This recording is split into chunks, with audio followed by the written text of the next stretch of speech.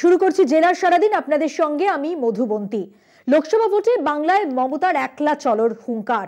মালদার মাটিতে দাঁড়িয়ে কংগ্রেস এবং সিপিএম কে একযোগে নিশানা করলেন তৃণমূল সুপ্রিমো।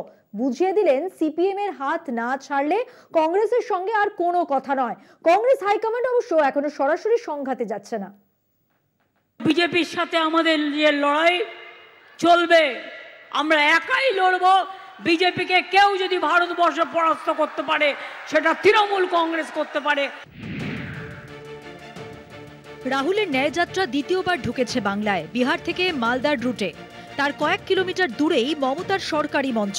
সেখান থেকেই কংগ্রেস ও সিপিএম কে একযোগে বিঁধলেন মমতা। কংগ্রেসের গড়ে দাঁড়িয়ে কংগ্রেস শীর্ষ নেতৃত্বকে বার্তা দিলেন, বিজেপির বিরুদ্ধে বাংলায় একাই লড়বে তৃণমূল। ইন্ডিয়া জোটের শরিক তৃণমূলের প্রথম থেকেই অভিযোগ ছিল বাংলায় জোটের কাঁটা অধীর চৌধুরী। দুদিন আগে অভিষেক বন্দ্যোপাধ্যায়ও অধীরের বিরুদ্ধে আক্রমণ শানান। তবে বুধবারের জনসংযোগ সভা থেকে তৃণমূল সুপ্রিমোর হুঙ্কারে জানা গেল জোটের পথে কাঁটা বিঁধে অনেক জায়গায় লাগাতার মমতার নাম করে আক্রমণ। দুটি নয়, বাংলায় বহু আসনের দাবি কংগ্রেসের। সিপিএম এর হাত না ছাড়ায় বিরক্ত মমতা। সেই সিপিএম কে আমি কোনোদিন ক্ষমা করব না। আমি কংগ্রেসকে বললাম, তোমাদের একটাও এমএলএ নেই, দুটো এমপি সিট মালদায় দুটো আমি তোমাদের দিচ্ছি, আমরা জিতিয়ে দেবো। বলল না, আমার অনেক চাই। আমি বললাম, তোমাকে আমি একটাও দেব না, তুমি তো আগে সিপিএম এর সঙ্গ ছাড়ো। উত্তরবঙ্গে প্রথমবার বাংলায় কংগ্রেসের ন্যায়যাত্রা ঢোকার আগেই একা লড়াইয়ের বার্তা দিয়েছিলেন মমতা। কিন্তু রাহুলের যাত্রা মালদায় ঢুকতেই জোটের ভবিষ্যৎ কোন জায়গায় দাঁড়িয়ে তা বুঝিয়ে দিলেন তৃণমূল নেত্রী। তৃণমূল কংগ্রেসও লড়বে, ওরা সিপিএম এর সাথে লড়বে। বিজেপির হাত শক্তিশালী করবার জন্য আমরা বিজেপিকে টাইট দিতে গেলে পলিটিক্যাল ফাইট আমরাই করতে পারবো, অন্য কেউ করতে পারবে না। বাংলায় জোট ভবিষ্যৎ নিয়ে প্রথম থেকেই ধোঁয়াশা ছিল। এবার মমতার তোপে তা আরও স্পষ্ট। যদিও তৃণমূলের বিরুদ্ধে এখনো কংগ্রেস নেতৃত্ব সরাসরি আক্রমণে নামেননি। কলকাতা টিভি। আর এবার জমি বিবাদ মামলায় অমর্ত্য সেনের পক্ষে রায়। বিচারকের রায় দিল সিউড়ি জেলা আদালত। অমর্ত্যর বিরুদ্ধে জমি দখলের অভিযোগ করে বিশ্বভারতী, আর সেই মামলাতেই অমর্ত্য সেনের পক্ষে রায় বিচারকের।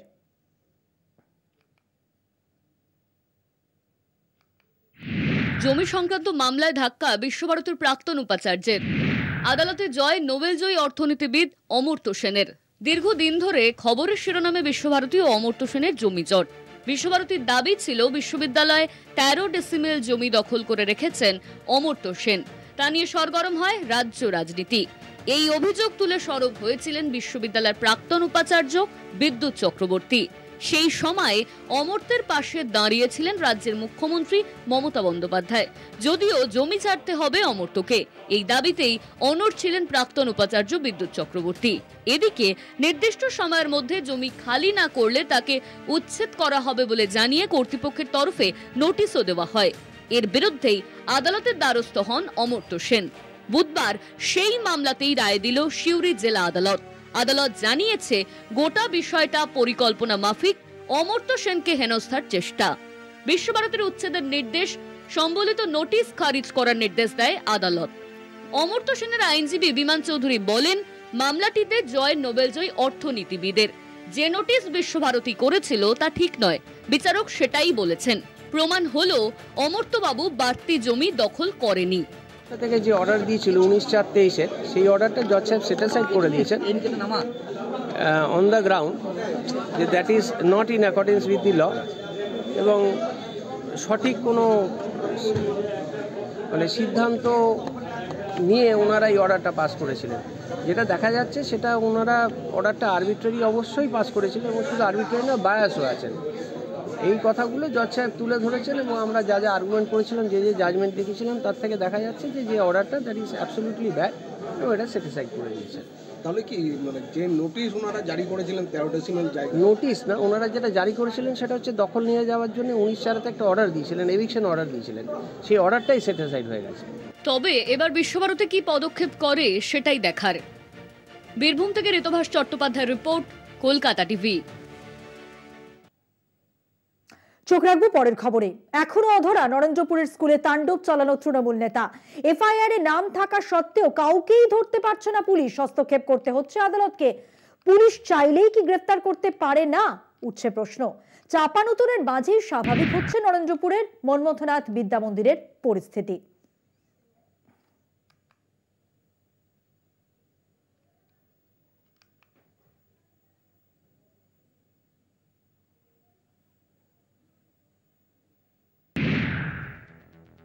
ছন্দে ফিরছে মন্মথনাথ বিদ্যা মন্দির।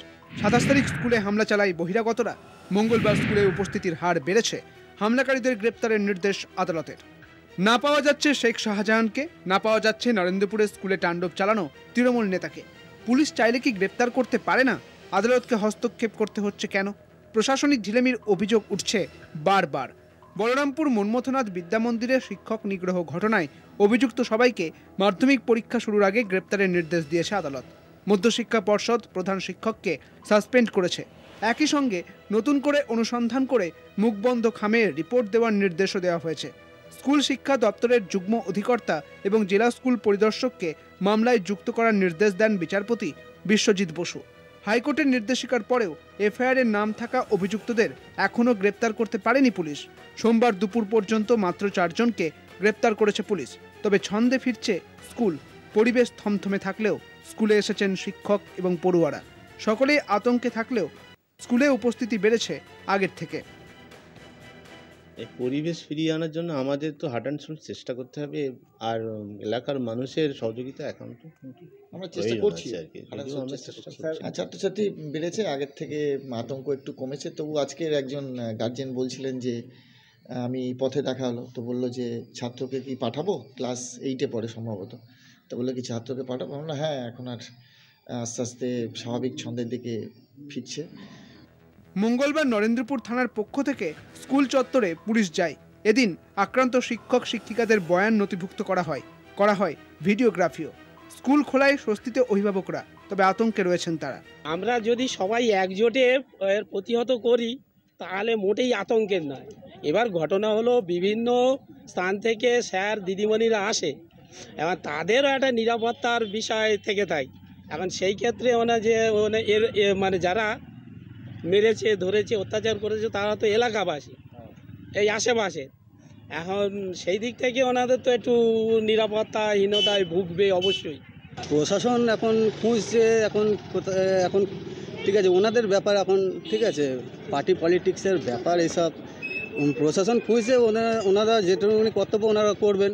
এবার কবে ধরবে, কিভাবে ধরবে সেটা তো আমরা জানি না, তবে আশা করি ধরা পড়বে। নরেন্দ্রপুরের স্কুলে তাণ্ডব চালানোর অভিযোগ এফআইআরে 50 জনের নাম থাকলেও অধরা তারা। পুলিশ নিরাপত্তায় চলছে স্কুল। রাজ্যে মমতা বন্দ্যোপাধ্যায়ের মতো প্রশাসক, তা সত্ত্বেও দোষীদের পাকড়াও করতে কেন ঢিলেমি, উঠছে প্রশ্ন। প্রিয়গোপাল মুখোপাধ্যায়, সুখদেব দে ও ভক্তিদের রিপোর্ট, কলকাতা টিভি। চোখ রাখবো পরের খবরে। বিহার থেকে বাংলায় ঢুকতেই রাহুলের গাড়িতে হামলার অভিযোগ। ঢিল মেরেই ভাঙা হয় কাঁচ, অধীরের বিবৃতিতে তোলপাড়। তবে জাতীয় কংগ্রেসের পোস্টে ওড়ানো হলো সেই ঢিল ছোড়ার তথ্য। বাংলার ঘটনা নয়, বিহারের ঘটনা, এমনটাই মন্তব্য করলেন মমতা। একই কথা বললেন কানহাইয়া মুস্তাক আলমও। দেখুন। বুধবার সকালে ভারত জোড়ো ন্যায়যাত্রা নিয়ে বিহার থেকে বাংলায় ঢোকেন রাহুল গান্ধী। আর তারপরেই রাহুলের গাড়ির কাঁচ ভাঙাকে কেন্দ্র করে তোলপাড় বাংলার রাজনীতি। রাহুলের গাড়িতে ছিলেন প্রদেশ কংগ্রেস সভাপতি অধীর চৌধুরী। তার দাবি পিছন থেকে ঢিল মেরে কাঁচ ভাঙা হয়েছে। ঢিল মেরেছে, আমি কি করবো? আমি তো গাড়ির মধ্যে বসে কাজটাকে বলে আমি কি করে দেখবো রে ভাই? কিন্তু ঠিক কি ঘটেছিল? সত্যি কি ঢিল মেরে ভাঙা হয় কাঁচ? বিহার না বাংলা, কোথায় ভাঙলো কাঁচ? যদি হামলা হয়েই থাকে তাহলে নেপথ্যে কারা? এই একাধিক প্রশ্নে যখন রাজনৈতিক মহল তোলপাড়, ঠিক তখনই কংগ্রেসের সোশ্যাল মিডিয়ার চেয়ারপারসন একটি পোস্ট করেন। লেখেন, ঢিলের কারণে কাঁচ ভাঙেনি। এই পোস্টের কয়েক মিনিট পরই জাতীয় কংগ্রেসের এক্স হ্যান্ডেল থেকেও পোস্টে জানানো হয় দুর্ঘটনার কারণেই রাহুলের গাড়ির কাঁচ ভাঙে। ন্যায়যাত্রার ভিড়ের মধ্যে রাহুলের সঙ্গে দেখা করতে এক মহিলা আচমকাই গাড়ির সামনে চলে আসেন। মহিলা সামনে আসতেই গাড়িতে ব্রেক কষতে হয়। তখনই সুরক্ষা বেষ্টনীর দড়ির ধাক্কায় কাঁচ ভাঙে। পাথর বা ঢিল ছোড়ার কারণে নয়। দুর্ঘটনা থেকেই রাহুলের গাড়ির কাঁচ ভাঙে। প্রথম কলকাতা টিভি এই খবর ব্রেক করে। কাঁচ ভাঙার ঘটনা নিয়ে বাংলার প্রশাসনিক প্রধান হিসেবে মন্তব্য করেছেন মমতা বন্দ্যোপাধ্যায়ও। ওর গাড়িতে নাকি কে কাঁচ মেরেছে, পরে আমি খোঁজ নিলাম, কারণ আমরা তো সব পছন্দ করি না, আমরা করিও না। এসব করে ফর নাথিং নাটক করে কি লাভ? পরে খোঁজ নিয়ে দেখলাম বাংলায় নয়, ওটা কাটিহারে কিষানগঞ্জে হয়েছে। গ্লাস ভাঙা অবস্থায় ওরা বাংলায় ঢুকেছে। তৃণমূল সুপ্রিমোর মন্তব্যে শিলমোহর দিয়ে একই সুর কানাইয়া কুমারেরও। এই ঘটনা বিহারের, জানান প্রদেশ কংগ্রেসের সাধারণ সম্পাদক মুস্তাক আলমও। ও ইনসিডেন্ট যেটা কাছের কথা, ওটা বিহার পোর্শনের মধ্যে হবে, লাভায়ন আর সান দেখবে, মানে ওদিকেই ইনসিডেন্টটা হয়েছে, আর এখানকার গল্প যেদিকে হয়নি, আর বেঙ্গলে হয়নি, আর যদি হয়ে থাকে তাহলে ওদিকেই হবে, এখানে কোনো হয়নি। অধীর সৌম্য আইচরা সামনে আনছেন ঢিল ছোড়ার তথ্য। কেনই বা তৃণমূলের দিকে অভিযোগের আঙুল তা নিয়ে উঠছে প্রশ্ন। কলকাতা টিভি। এখন সময় একটা বিরতি নেওয়ার। বিরতির পর থাকছে আরো খবর, সঙ্গে থাকবেন।